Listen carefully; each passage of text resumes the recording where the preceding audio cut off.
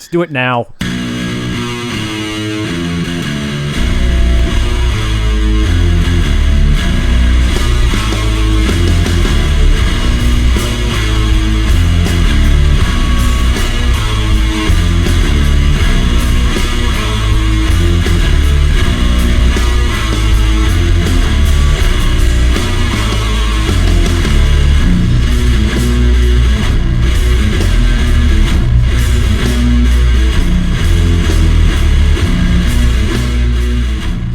And we're back. Probably far sooner than you people wish us to be. But you don't have a choice. It's free after all. It's free. So more is better. It's free Friday. Yeah, okay. The entire show is free for today only. Yep. Sorry guys, it's going to end from now on. We're going to have a subscription price. 1 cent a year. 1 cent a year. That's a little expensive for what we offer, but... That's true, but, we demand... Let's make it 1 lev a year, 1 Bulgarian lev a year. Yeah. Because that's like half a cent. That's a halfpenny, as they say in the old days. Right, and I just quit my job, so, the YouTube money ain't cutting it. I didn't really quit my job. Have you told everybody that we've made $13 so far I didn't want to brag. So it's not good to boast about... financial gain. Pretty soon we'll be able to run for president like other billionaires. I could do that now. Yeah, we could do it now. I just have to act like an eccentric asshole, and I could do that. I think it'd be hard for you to act like an asshole. You're such a nice guy, man. I could probably do a pretty good Trump impression, though. Yeah. I got to work on it though. China. I can say China like he does. Which is, by the way, incorrect how he says China. There's no E and there's no Y in China. China. So what's up, bro? So, yeah. Back from Bulgaria, trying to get over this stupid jet lag. But everybody out there, you got to go to Worlds, man. Whatever country you're from, freaking qualify and go, because it's the fucking best tournament I've ever been to. There's nothing like it, man. You sit up there. Those of you who have been know, but there's 8 tables running. There's people from all over the world. Everybody in your class is a national champion. I mean, it's amazing, man. I mean, you should go, John, first of all. Yeah. Was there anything that you didn't expect? Yeah, and it is the one negative, and this is something that changes year to year because each host country does things to a certain extent their own way, and I am not a fan of how Bulgaria did it. Mm-hmm. And to be honest, there are a couple people on their staff who are extremely difficult to deal with. And I feel sympathetic to them to a certain extent because they had 1,500 athletes bothering them. But I also feel that it should be easier for athletes to arrange things. But like, for example, we had to pay for the hotel rooms from our bank accounts. We couldn't use credit cards. I had heard something about that. And so if you didn't happen to have, $2,000 laying around in your account, that would be a major obstacle for you. But this is the only year they did that, and they're not doing it next year. It's going to be, traditional fashion, booking your hotel rooms as you would anywhere else. So I think that was like a issue just for this year. Mm-hmm. So I didn't expect that. It was a little bit harder than it should have been to arrange basic details of your lodging and that sort of thing. Yeah. But that aside, it was very professionally run, very well organized, considering the number of people involved and how many tables they were running. I mean, there were no hiccups whatsoever. The brackets ran without a single mistake. When you think about that, running that many tables, no mistakes. I mean, the only time they had to redo things is when there were successful protests. Yeah. And they had 60 very professional, very experienced, and in my opinion, very fair refs from countries all around the world. And even that is cool because they, a lot of them don't speak any English, which of course makes sense. I mean, it's their official language, but people are coming from all sorts of places. But they have a list of, like 20 words that everybody knows, so you can still communicate. Like they know wrist, they know knuckle, they know over, they know under. Sure.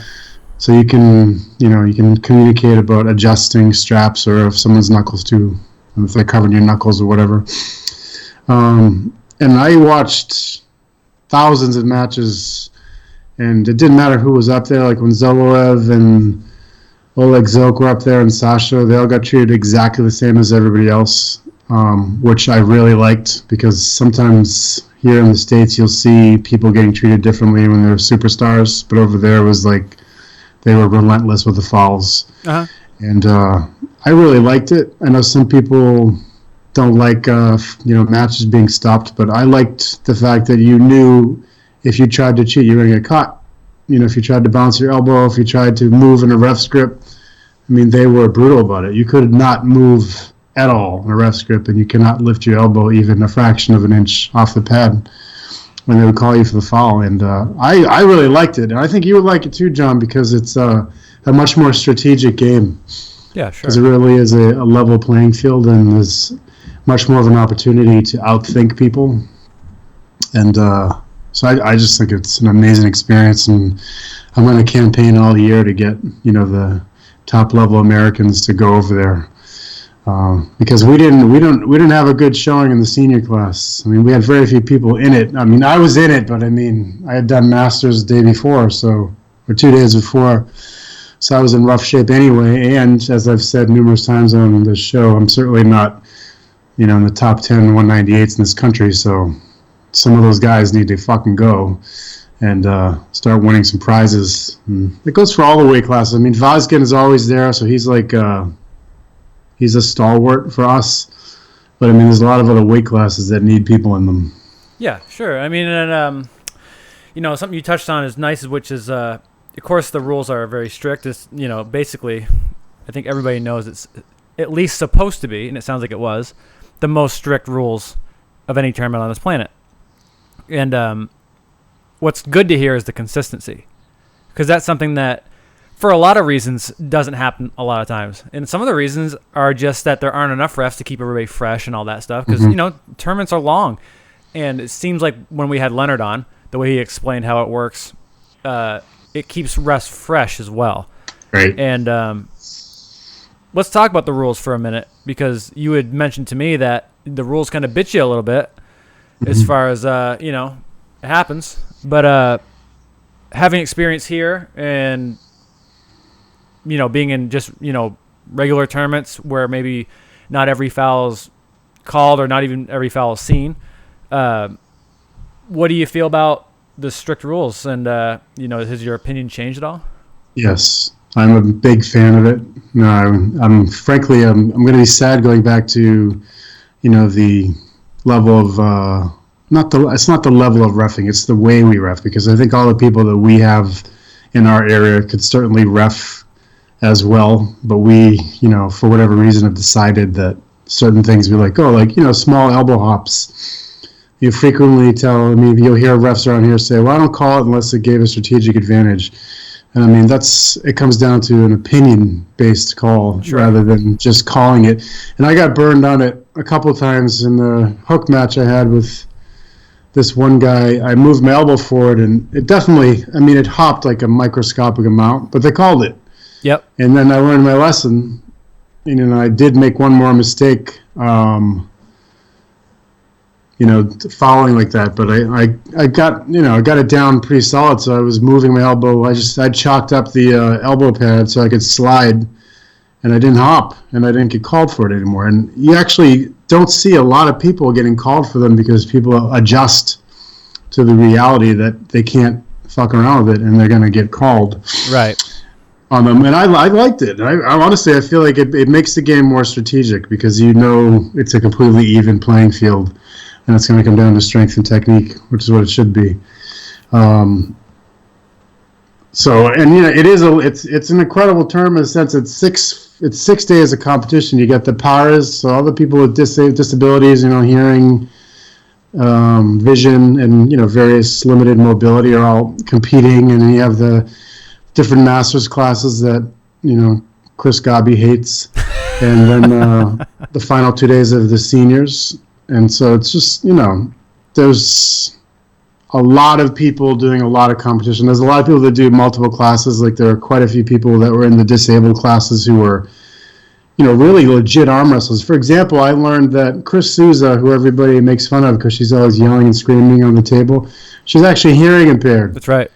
And so she doesn't necessarily hear how loud she is to the rest of us, So she's making these sounds, and people kind of been making fun of her for a long time. It turns out she's deaf. Yep. You know what I mean? Mm-hmm. And so she's competing in the disabled classes and having really hard matches because there's another woman there from Georgia, I believe. Was it Georgia? Actually, I think it was Slovakia, who was tough as nails. Yeah. And they had great matches, and they ended up in the finals, in the senior classes too. So it was a great event to watch, and I really appreciated being a part of it. I do understand, Chris's point about masters and all that kind of stuff.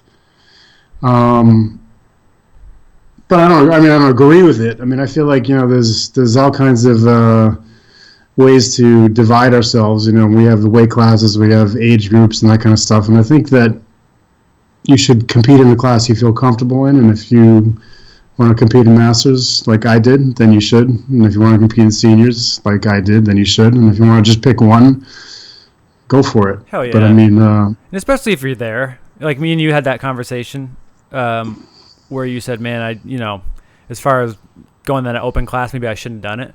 And I'm like, are you kidding me? You're over in Bulgaria. So you can either arm wrestle for 2 days in a row or 4 days in a row. I know what I'm picking if I have a choice. It's not like you didn't qualify. It's not like you weren't, you were there. Why not do it? And the only thing I can really argue about as far as masters classes go is possibly moving the age. Just because how many great arm wrestlers between 40 and 50 in the open class. Yeah, there were quite a few people that did what I did and entered both days. Although it didn't really go well for people, to be honest with you. Like the guy who won my class, who normally is a top 3 or 4 senior. Yep.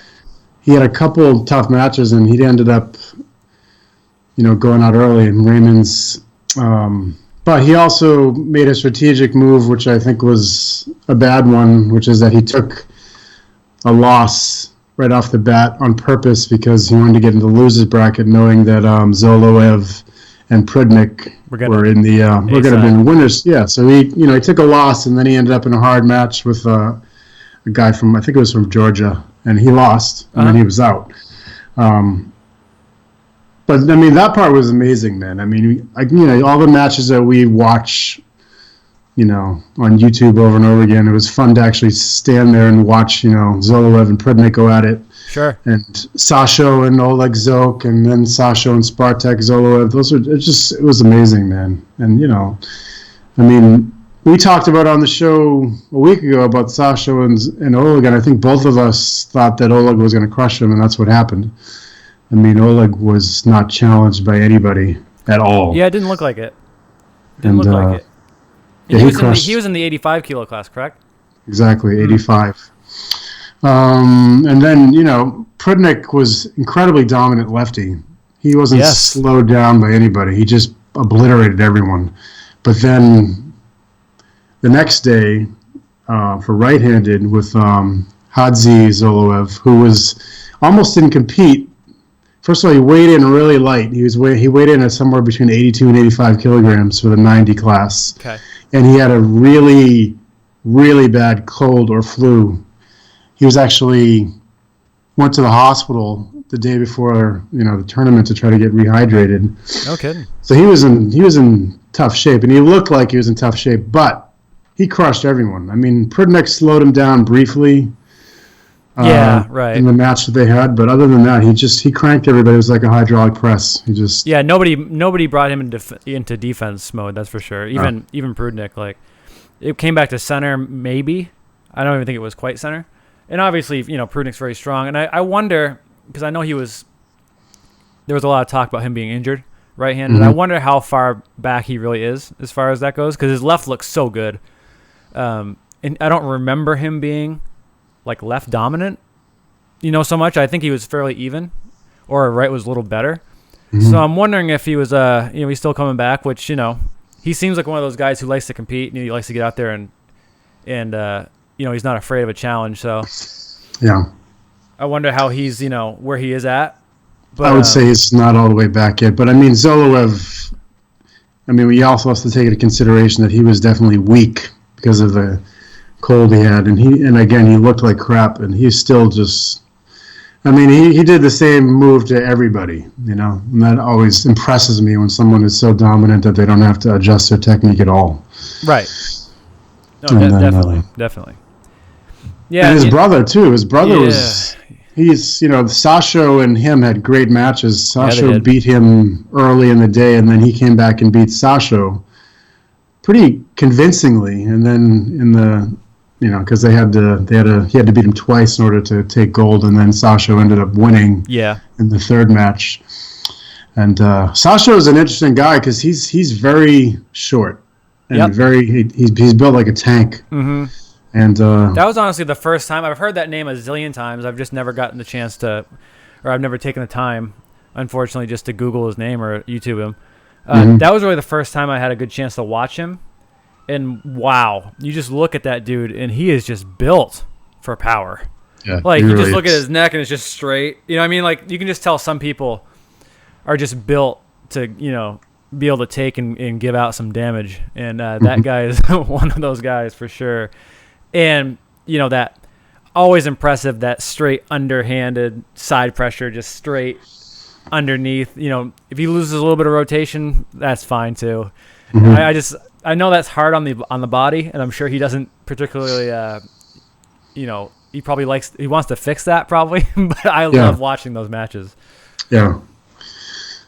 It was a blast. And I talked to some guys from the Bulgarian team, and actually Robert Belay talk to them even more, and they're going to be on the show in a couple weeks. But I learned a lot about the actuality of how they do things over there versus what we think. We're always saying that they get paid to arm wrestle and that kind of stuff. The reality is that in Bulgaria in particular, there's a very, very crappy economy, and a lot of people don't work at all. And so they train 8 or 9 hours a day every day in arm wrestling specific stuff. And they don't get paid to arm wrestle, so to speak, but they do get paid for medaling in their own nationals, in Euroarm at Worlds, and I think Zloty as well. They get paid, the equivalent of $15,000 for gold, $10,000 for silver, $5,000 for bronze. So there is, and over there, $15,000 is a year annual salary easily. So it's you can see why people take it very seriously, because they can in fact make money doing it.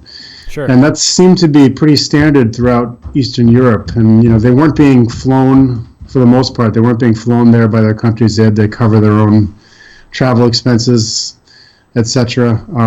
But there was certainly a significant monetary benefit that we don't have here. And Canadians and Americans and Australians don't have that. So it does partially explain why they have so much larger teams, in addition to the fact that all of them could drive there, within 4 or 5 hours. So it makes you wonder how we would do if they did bring it back to Canada or Mexico or the United States or someplace, within easy driving distance for a lot more people. Yeah, I mean, the last time they brought it back to the U.S., we had a U.S. world champ in the 242s. Dave Chafee won that. Would people would U.S. take gold? I don't know. I don't know, because I don't know if it's a cultural thing. Maybe because I believe when you start giving out prizes for gold medals and bronze and silvers and all that, even with that incentive, it takes a while for the culture to change. Yeah. It takes more than 1 year, certainly. So, you put a prize like that up, it might be 5 or 10 years until the U.S. team has athletes that are now they're doing this as at least a partial living. Yeah, I agree, and I don't know. I mean, they're ahead of us in some ways, but in other ways they're not. And Chris Godby just saying nobody trains 9 hours a day. That's the first thing I thought too. I think they probably hang around and talk and that sort of thing. But they're the guys that we talked to were like, no, we really train. I mean, they don't go crazy the whole time. They do a lot of I don't know what they do for 9 hours, because to me it does sound unrealistic that they do that. But the more I did talk to quite a few people, and they all said the same thing. So I don't know what their training looks like. Obviously, they're not going balls to the wall that whole time. But even if they're training a couple hours a day, the fact that they all train together that frequently, I mean, you can see the results. I mean, there's a reason why Russia and Georgia and Bulgaria do so well. I mean, they have a lot of high-level people. I mean, Turkish nationals had 800 guys in it, according to these two dudes I was talking to over there. I mean, we don't have that in Canada and the United States, and our population is dramatically larger, especially here in the States, so there's no reason we shouldn't have it. But I guess when you have a deflated economy and you have the ability to win significant money by medaling, it provides an additional motivation. Well, yeah, I mean, come on. You're, if you eat better, if you win, that makes a difference.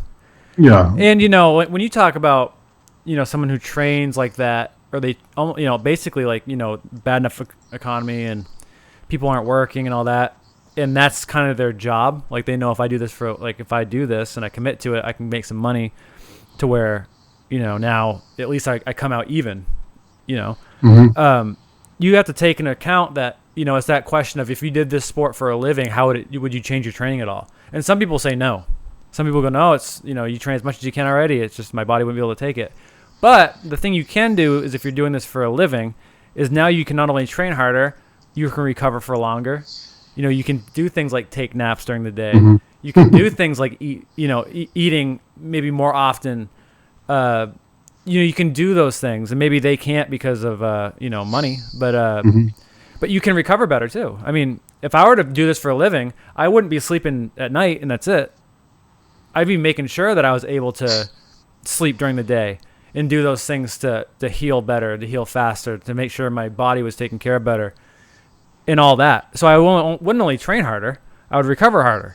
Mm-hmm. So when you take into account of that and you do that for a long extended period of time, yeah, you're going to have some pretty serious results. Yes, and I think that just using other sports, although other sports are different, obviously, but I mean, swimming and running, those guys are training every day, and they're training hours per day, and it's not all necessarily directly, hours of practice with the specific sport, but they are doing stuff, and, we in general don't do it. And I do think it absolutely is cultural, there's no doubt about it. Some countries, it's a much more significant sport, it's a bigger part of their lives than it is here. But we also have the population on our side, again, in the United States. And people are saying, why isn't it coming back to the United States? And I'll tell you the reason that it's not coming to Canada or the United States anytime soon. And that is that they have a rule now that the Congress voted in a couple of years ago, that you have to broadcast the entire tournament live on national cable. Right. So when you're in Bulgaria, that's not a big deal. They have almost no channels there. So putting something like that on might, and especially because arm wrestling is more popular anyway, it's not as hard to convince people to do it. Here, I mean, you think trying to talk ESPN or Fox Sports or whatever, whatever cable company to broadcast, 9 hours a day of arm wrestling for 6 days in a row is basically next to impossible. Sure. So until we, come up with a workaround or some way to get around it, by broadcasting it on the web or what have you, it's not going to come here. And so basically you have to either decide to lie to the Congress and say we're going to do it and then not broadcast it and then accept the fact you're not going to get any entry fees and take a huge loss. Or we have to find someone who owns a cable company who's going to decide to do us a favor. And until then, we're not going to have it back over here. So it is unfortunate. To answer your question, Thomas, about the hook, to be honest with you, I expected the hook to be a much more dominant technique there than it was. I mean, I felt like the people definitely tried to hook with me, but not everybody. About half the people, I would describe as, having the hook as their dominant technique. And I didn't find that it was too hard to block in the people that I was successful against. So, again, I have a long arm and a big hand, so it's easier for me to block that, at my level of competition, people that I was, working with. And in the seniors, again, I think there was plenty of people hooking, but I wouldn't say it was overwhelming. There were plenty of people top rolling and other stuff. I mean, I think the more dominant pullers like Zoloev and Roman definitely were hooking.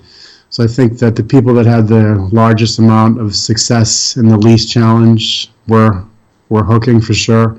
But I didn't think it was, as omnipresent as I expected it was going to be. No, and I think, I think a lot of people are combining the two. I think it's becoming more accepted that when you marry the two moves together, that's when you get like efficiency. When you're not pure hook, you're not pure top roll, when you're kind of in the middle of that and you have full control of both their rotation and their flat, that's when, real efficiency comes through. You're using the most amount of muscle, you're using the most amount of leverage. And you see a lot of those guys, even Zoloev, that's how he pulls, really. I mean, unless he's just trying to really block somebody's top roll that he's, threatened by. But yeah, I saw him top rolling a bit.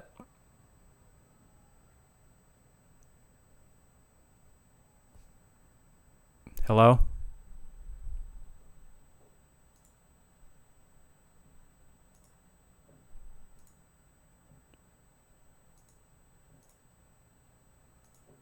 Hello?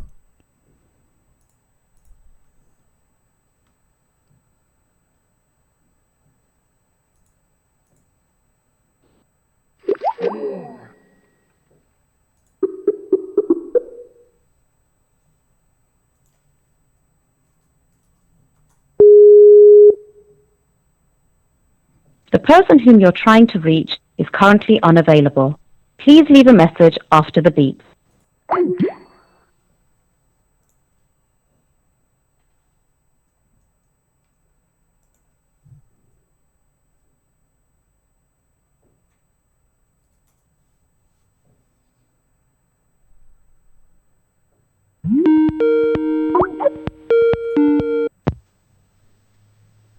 Yo.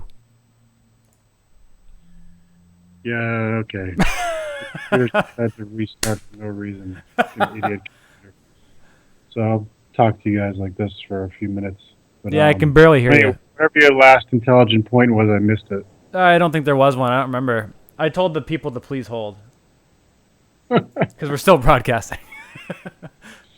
Well, that's how professional our show is. Let me see if I can move this so I don't have a huge light bulb right in my We're extremely professional people. Here we come. Hey! Hey, Josh. Everybody's questions are going to have to wait a few more minutes. This computer just restarted on its own. It's like it's possessed, man. Freaking Windows. But anyway, so I think, so some people have been to Worlds 56 times. They don't want to go anymore. So I understand that. But there are a lot of people here in North America who are elite level pullers who have not been. So as I mentioned earlier, it's going to be my campaign this year to try to get them to go, because I honestly think that we could compete in most of the weight classes, for medals. Yep. And I think we should win.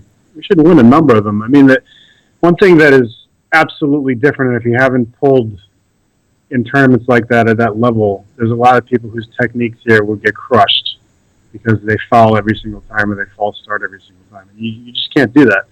So some people that always have a little elbow jump or always, jump to go because they've mastered people's cadences, that just won't fly over there. So they'll get fouled out quick. But there are also large numbers of people here that probably would be excellent in that format. And I would love to see them all go. Yeah.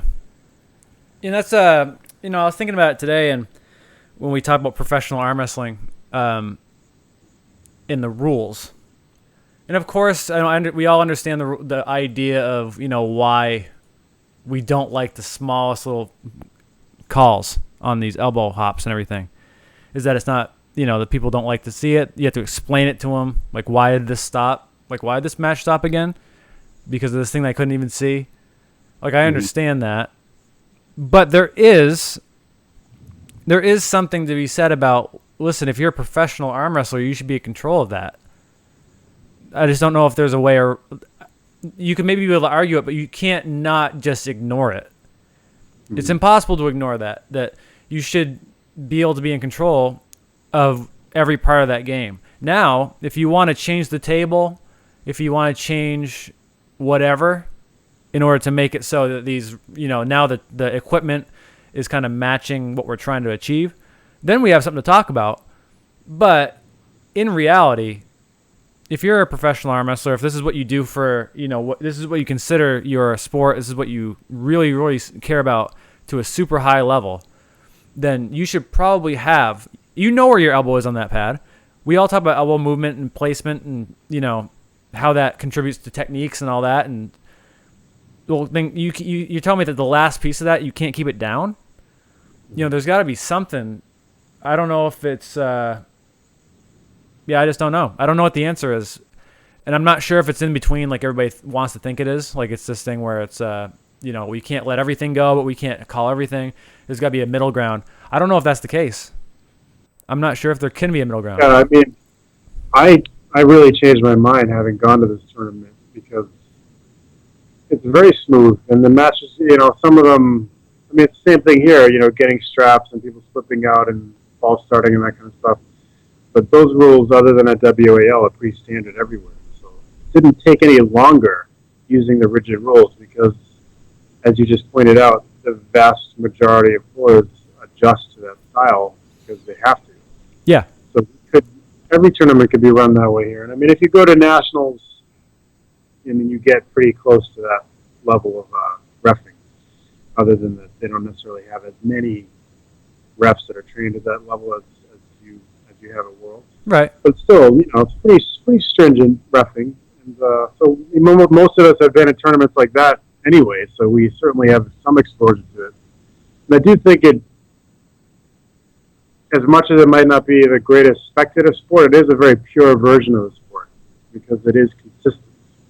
Right. That's something we need, I mean, WAL, as we've talked about ad nauseum on this show, the rules are fine. I mean, but they're not consistently maintained. So, we talked about Travis being able to basically climb Mount Everest on people's fingers and still being able to, and not getting called for a false start, and other people carving in to basically do a deep hook before go. Sure. You can't have that kind of shit, So, I mean, if you're going to settle on the WAL rules over WAF rules, then they should be consistent across the board. And that's one thing you have in the WAF. Yeah, I was thinking about, like I said, I was thinking about the rules, and I was almost thinking that, as crazy as it sounds, it would almost be better if you're going to have, we won't even, WAL's out there, that's fine, and I'm not going to even pick on them. Just take any old league that wants to make it on TV, and they're trying to solve this issue of rules and stopping matches. Just make a league where there's absolutely no rules other than you pin the dude. Just do that. And then there's no argument. If you sign your name on that form, you know what you're getting into. There's no way you can call anything. I'm not sure if that's even possible. But that would definitely solve a whole lot of problems of this argument. Of where's this middle ground? No, there isn't one. There are no rules here. We say go and you smash that dude. And there's no pads. There's no elbow pads. There's a pin pad. And that's it. And the pin pad is his arm touching the table. Like, that's the pad. Like, this is craziness. But at least we would all know the exact rules, that there are none. It's just like you do know the exact rules at Worlds. You know the exact rules, and they're going to be followed to the best of a human's ability to do so. There's no question. Yeah. One thing that was interesting there, first of all, I think if you did that, you'd get people punching each other in the face and then pinning. You know what I mean? Well, why not try it if there's no rules, right? I mean, as people were talking about that match between Samarenko and Travis Page, where they basically did have several fist fights in the middle of the match. Yeah. Rob Bitch posted that other one between two guys at A1 punching each other out because somebody celebrated too much. And so, I mean, that could be interesting if you had no rules whatsoever. I mean, people would be sticking crowbars in their pocket and whacking people upside the head and then flash pinning them. So why not give it a shot? At least you know what you're getting into, Josh. Yeah, exactly. There's no But preferential treatment when there's no rules. yeah, that's true. The protest system there was pretty cool, and that's one thing that I think WAL needs to have because right now they don't have any kind of official protest system. They basically have two refs that float, and they tend to be the most senior of the master refs, so like Lennon Harkless, Rick Bigby, guys like that. Okay. Um, and somebody had a question, a problem with the results of a match, they would protest, and it costs you €50 to do it. Right. So in order to protest, you have to give €50. You get it back if your protest is successful, but if it's not, you lose it obviously. And then they talk to you, they talk to your team captain, they talk to the two refs at the table, and then they make a decision. But one thing that was interesting is that they're not allowed to look at any videos. So even if your teammate, videoed your match and says, "Look, you can see that there was no elbow foul," they can't look at the video until after they make whatever determination they're going to make. Those are the rules as they are right now. I guess until they have some kind of official video, that they can access immediately, they're not going to accept cell phone videos from bizarre angles or what have you. Okay. But it was cool to watch because they got reversed a number of times. Like sometimes there was an intentional slip called, and that got reversed twice that I saw. And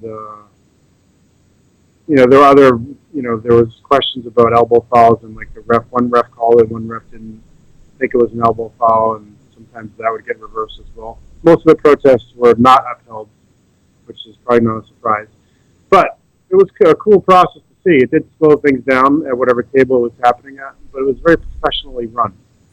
And yeah, it did take away complaints in general. Like there weren't any people throwing hissy fits, as I've seen in a number of tournaments. I mean, you had the opportunity to protest, and sometimes your protest was successful, and sometimes it wasn't. But people handle themselves very professionally. I thought. Yeah, at least there's an option. I think it's a good system. Maybe who knows? Maybe it needs a little bit of tweaking someday, but there's a system. Because everybody feels like they've been robbed. Everybody's felt that, and everybody's also seen video evidence that they were robbed, so that they were right the whole time. So, everybody's seen it. Everybody's been through it. Everybody's had a bad call. Everybody's been on the good side of a bad call. So, if you have a system where you can actually check and say, man, I'm not complaining, I was robbed, then that's pretty cool. Mm-hmm. And you can't just do it every match because it's going to cost you something, which is cool too. Right. I mean, you have to commit to the protest. You're not going to just protest. Oh, well, maybe I'll protest. Maybe there's something I missed. It has to be something you're pretty sure that you're correct about. Because €50 is a lot of money, Yeah, I'm going through the comments right now. My computer's just restarted itself finally, so I should be able to take over that aspect of the job which you find so trying. Oh, good, because Philip says you look like Hellboy from this angle, which I think is a good thing. And Lincoln County Polar said that, did you tell them that I train 26 hours a day and 8 days a week? Well, that's what I do. Why didn't you tell me they said this, Josh? I'm very popular on here. I try not to let your head get too big, John. I didn't know I was loved. If people are saying nice things about you, I generally won't tell you. That's good. That's best. I can't. Another thing that I was very impressed by about other countries other than us and Canada is that they're juniors. I mean, there are some serious people in the junior class. I mean, kids that the technique was very diverse. They were obviously intelligent on the table. They're very strong, and we had two guys come over who were awesome, Chance and Sage, and they both did pretty well. And they're evidence of the fact that if we spent any time here whatsoever developing the junior game, that we would have some people to put over there in all the classes. So that part was a little upsetting to me. I mean, that basically Chance and Sage are self-motivated. You know what I mean? Sure. They decided they wanted to be good at the sport, and they did what they had to get the skills, and then talked their parents into flying them over there, and did well. but there's no system. I mean, you think about it, there's never a junior class at any tournament. Sometimes there's kids classes, but that's more like, oh, it's cute. Look at the 9-year-old kids pulling. It's so funny. Sure. We never have a junior class. We never have, classes for 14 and 16-year-olds by weight or whatever. And we should. I mean, that was one thing I took away is that our tournaments need to have, especially nationals, significant junior classes. And then it comes back to us in our local areas developing those kids and giving them an option, to at least, train and, specific training just for them, and not just throwing them in adult tournaments all the time, because the kids over there were amazing. Yeah, I wish there was arm wrestling dojos around here. You know what I mean? I really do. We do have one here at 49 Emery Road in Allston, Massachusetts, on Sundays at 11 a.m. Hell yeah. Arm wrestling dojo. I've been there many times, I think. You have been here many times. Hang up on me and call me back on the computer. And then I can't wait. Here we go. All right. We'll be right back.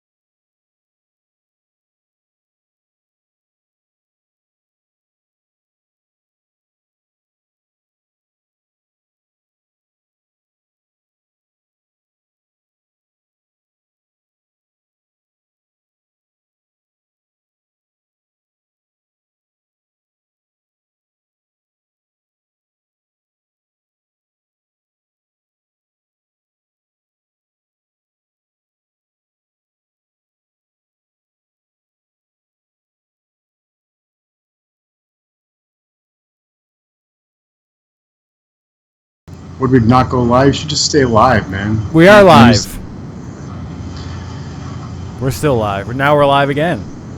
We're live again. We're back. So, professional transitions. That's what we're doing right now. Professional transitions. You'll be very impressed. Oh my God, man! I love the professionalism in this show, man. That's why we have such a huge audience. So next week we have these physical therapists coming on. People are talking about shoulder pain and all that kind of stuff. Tune in next week, dudes, because you're going to be able to ask 2 physical therapists from Tufts University all your arm wrestling questions, how to fix everything. So it should be pretty cool. Yeah, that's one thing that I'll speak for myself.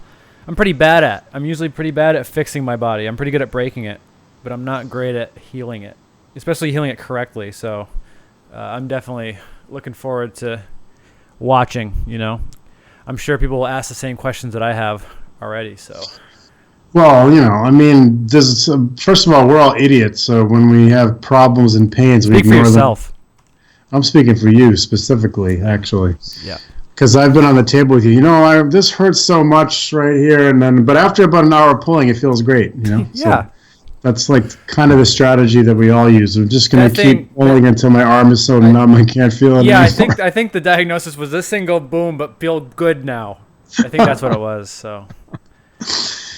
So yeah, I hear some people talking about the strength level over there. Now, I didn't think the strength level was that much more incredible than what we have here. I mean, in my class in the Masters, I didn't feel overpowered. The guy who got number one was better than the rest of us, for sure, but I didn't feel overpowered in general.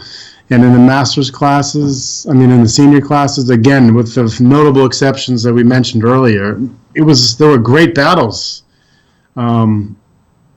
Back and forth in all the classes.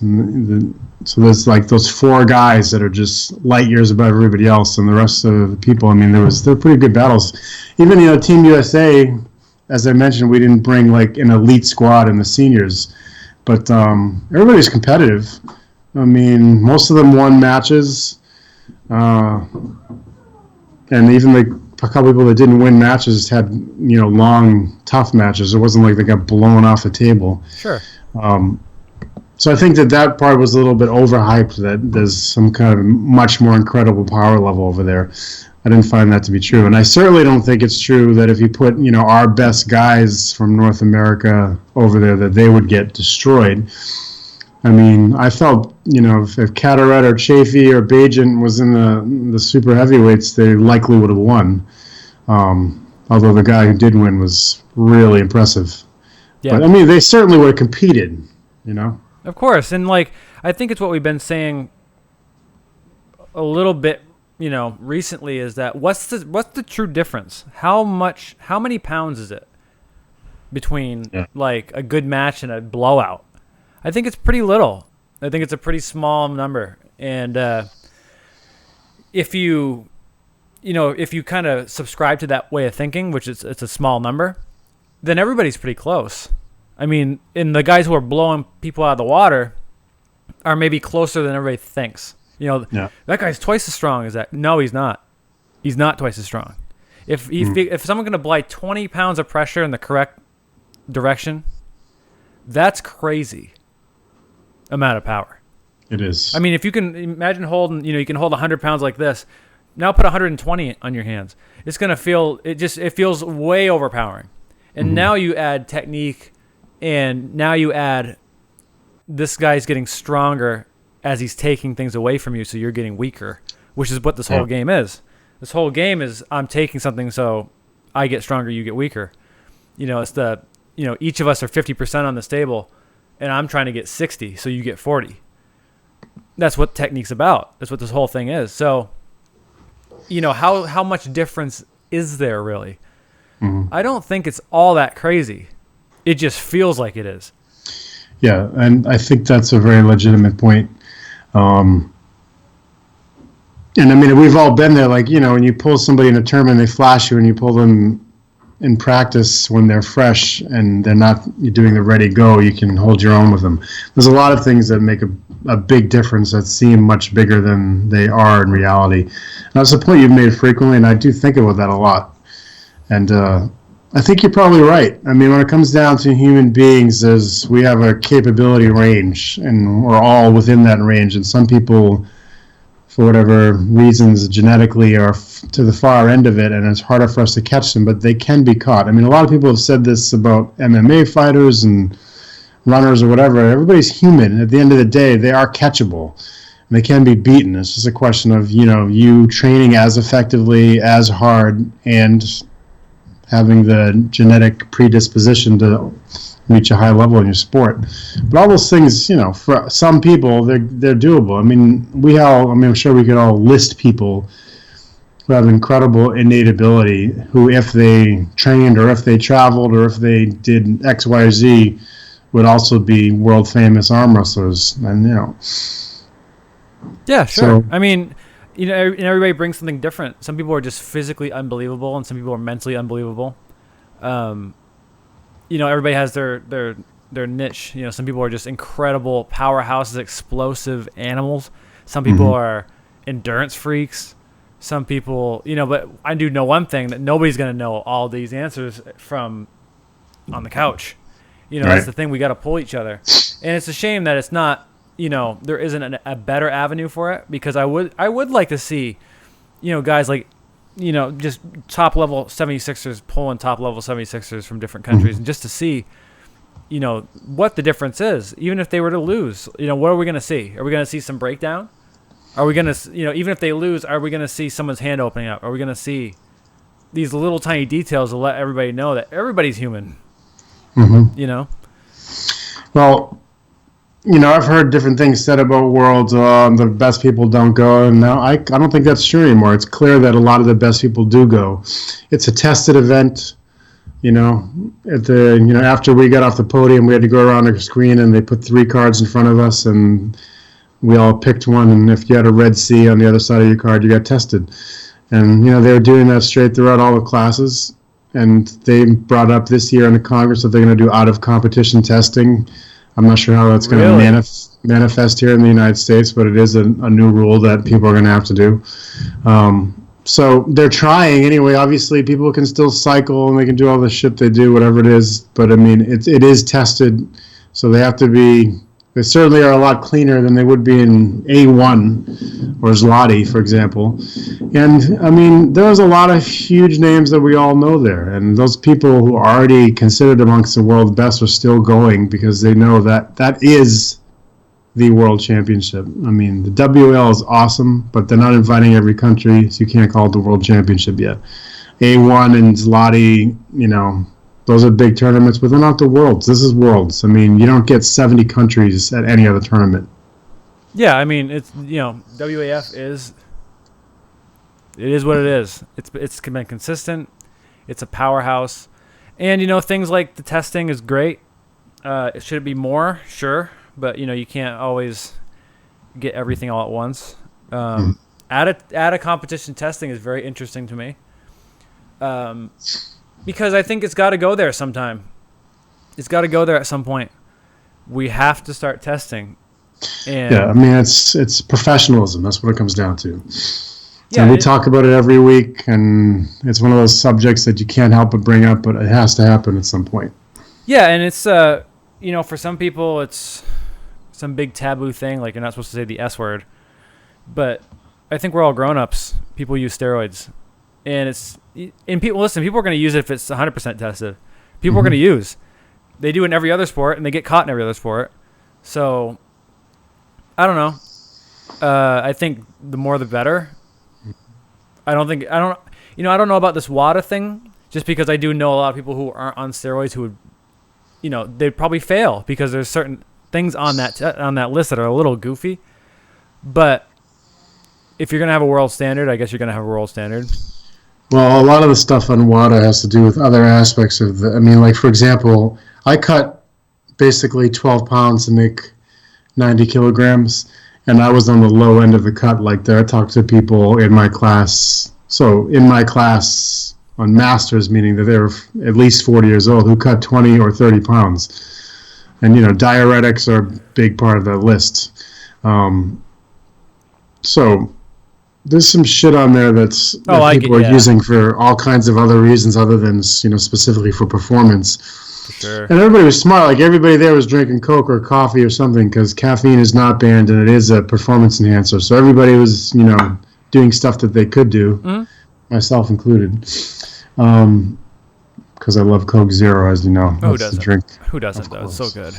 But it is good. But anyway, I think we should start a campaign to get more of our top pullers over there. So I think we got to find some millionaire who's going to let us use their private jet and fly us over there. That sounds cool. And then we should start picking who we think would do the best over there in the various classes and start working on them. Hey, next year. April. You're going to be there, man. 165-pound class. Lake Tahoe. Yes, exactly. You got to go to Lake Tahoe. That's the beginning, at least in the United States. Show fucking up at USAF Nationals, first weekend in April, Lake Tahoe. That's the only way to qualify. It's a tested event. So get off the shit, go down there, compete, qualify, and let's go to Budapest. Budapest is a world-class city. So it's like... that's a place you want to go. That sounds fun. That sounds like good. I could go degrade another country. But hey, if anything, like just let's go to Tahoe. It's beautiful there. I don't know if anybody. I love it there. So if any excuse to go back to Lake Tahoe, I'll do pretty much. Yes. So you got to win in Tahoe in order to go. So I'm going to do my best. I'll chop down to 54s. Yeah, that would be something. You would be miserable, but you would be fucking stunningly strong in that class. I'd be a skeleton. only for a few minutes, and then you would be back to normal. Yeah, if I could get walking around, at 170, I can make 54. Yeah, you can make 154. I almost made 154 this year. So I don't know if there I you go. told you that. No, Did I ever tell you didn't. that? I was thinking about going to New Jersey to go to Nationals, to go to Unifieds. Because Yeah, you told me you were thinking of going. You didn't say you're going to try to make 154. I almost did, because when I first moved out here, just because I didn't have a place to stay immediately, I was staying in my buddy's room, and I wasn't eating right and all that kind of stuff just because I wasn't settled in. And at the end of the day, I was 166 pounds. Mm-hmm. So I was like waking up at like 163, 164. And Yosef Chalby looked at me and says, dude, you should make 54 for Atlantic City, because we're all going out there. And I'm like, dude, I can make 54. Yeah, exactly. I mean, that 10 pounds would have been an easy cut. That's nothing.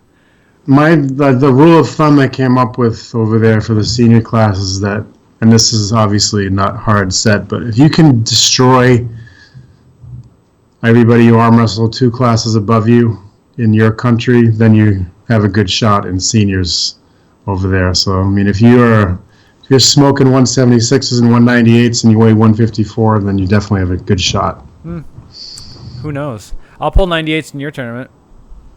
Cool. Yeah, I'm not coming out there and only pulling one class. Yeah, nor should you. No, I'm not. That's not. Everybody get your ass up here to New England's November 5th, man. Hell yeah. The medals, the money, the challenge coins, running 3 tables. It's gonna 3 be tables, a quick, nice. fast, awesome tournament. I promise. Get your asses up here. It's not that far. Using Corey Miller's bracket system. Yeah, which so is you will be able to see exactly what's going on in your class. It's mistake free. Yeah, I finally got the chance to see that in California. Awesome. Yeah, first of all, it sets up in no time, and then it doesn't make mistakes. So human error is removed. Very good. All right. All right. It's Dinner enough. time. It was awesome chatting with you guys. Sorry about my stupid computer. Maybe next time we won't have any problems. There's always some type of flavor on this show when it comes to technical issues. True. Very true. All right, y'all. Peace. All right. Adios.